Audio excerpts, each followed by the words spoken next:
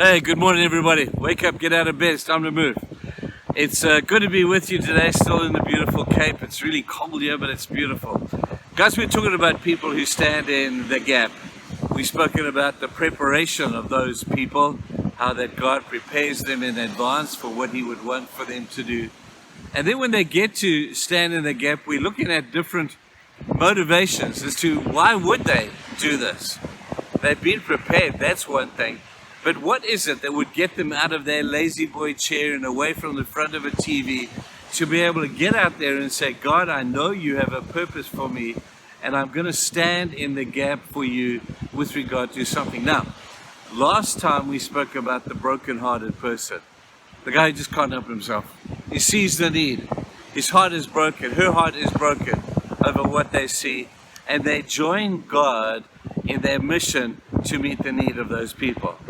And they see the people, their hearts are broken, and because it breaks the heart of God, they're the ones who are first in there, and they do the job of standing in the gap.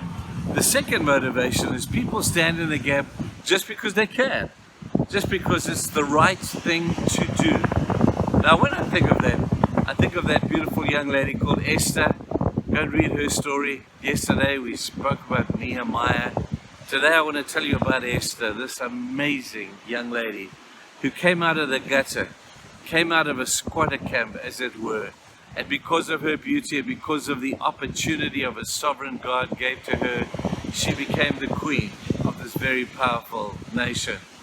And she realized after a period of time that maybe there was a purpose for her there, because one day there was a knock on her door, and her uncle Mordecai was standing there, and he said, Esther, for such a time as this, for such a time as this, you have been brought into the kingdom.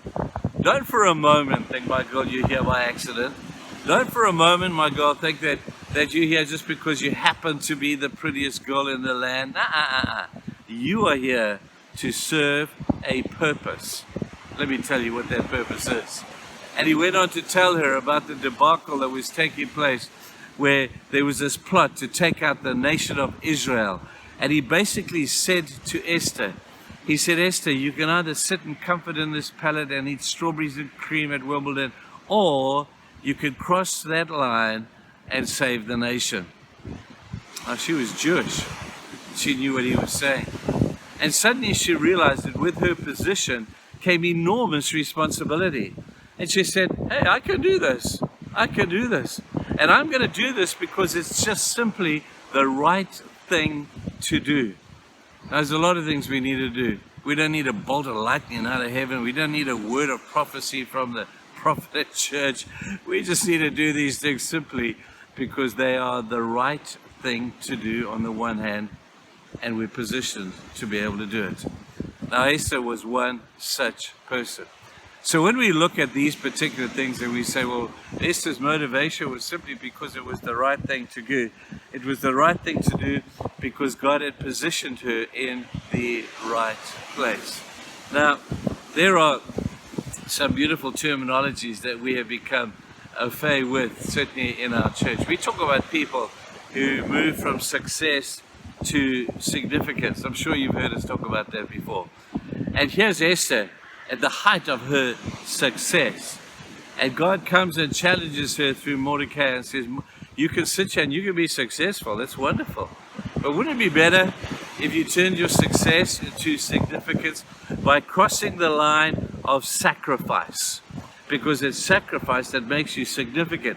When you're willing to take your success and sacrifice it, that makes you significant in the eyes of the world and in the calling of God and in the light of eternity. And you're there because you can cross that line. You've been equipped, you've got the resources, you've got the ability to be able to do it. All you have to do is have the motivation to know you don't need the bolt of lightning out of heaven to say you need to do this and stand in the gap. You just need to know you can do it, and it's the right thing to do. Have a look at the world around you, people. There are gaps everywhere. And God is waiting for people who have supposed success to turn their success into significance by downward crossing that line of sacrifice. Now, I am blessed because I live amongst people who do this often. I have a whole bunch of people that I hang out with who understand what it means to move from success to significance through sacrifice. So why do they do it? They're not doing it out of a bleeding heart all the time. They do it just because they can, and people, because it's the right thing to do. Maybe you're one of those people. Maybe you need to take seriously why you are one of those people, and understand that God has not put you in that position just for your comfort. He hasn't put it in that position just for your convenience. He's put you in that position because there's a purpose to you one day laying down your success to take up sacrifice and stand in the gap. I need you to think about that today. This is so cool. We'll see you tomorrow. Bye.